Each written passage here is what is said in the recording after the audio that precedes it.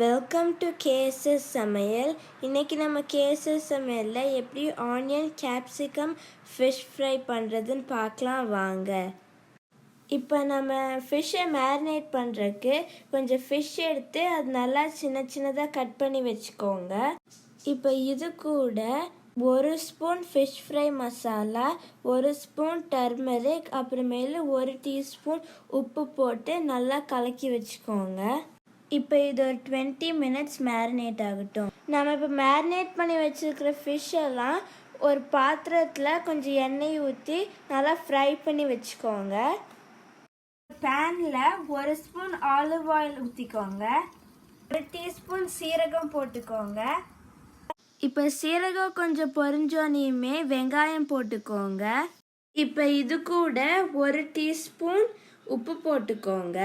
போட்டு நல்லா ஒரு வணக்கிக்கோங்க. இப்போ நம்ம கட் பண்ணி வச்சிருக்கிற கேப்சிகம் போட்டுக்கோங்க. இது கிரீன் கலர் கேப்சிகமாக இருக்கணும்னு இல்லை, ஆரஞ்சு கலர், ரெட் கலர் இல்லை எல்லோ கலர் கேப்சிகமாக கூட இருக்கலாம். இப்போ இதில் 1 ஸ்பூன் பெப்பர் போட்டு நல்லா ஒரு வணக்கிக்கோங்க.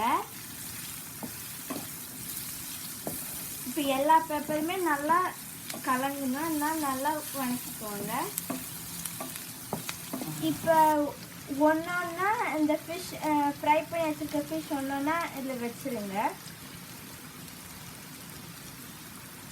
எதுவுமே உடைக்காமல் பார்த்து வைங்க.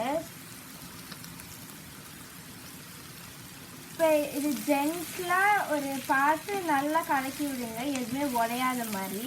ஏன்னா உடஞ்சிச்சின்னா அதில் இருக்க கொஞ்சம் டேஸ்ட்லாம் போயிடும். அதனால் உடையாத மாதிரி கொஞ்சம் நல்லா கலக்கி விடுங்க. சுவையான capsicum onion fish fry ready ஆயிடுச்சு. இதே நீங்கள் சாப்பாடு கூட வச்சு சாப்பிட்லாம், நல்லா இருக்கும். நீங்களும் இந்த ரெசிபி ட்ரை பண்ணிவிட்டு எப்படி இருந்துச்சுன்னு கமெண்ட்ஸில் சொல்லுங்கள்.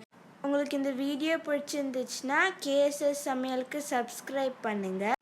பக்கத்தில் இருக்கிற பெல் ஐக்கானை கிளிக் பண்ணுங்கள். ஸோ நாங்கள் அடுத்த வீடியோ போட்டால் உங்களுக்கு நோட்டிஃபிகேஷன் வந்துடும். நன்றி, வணக்கம்.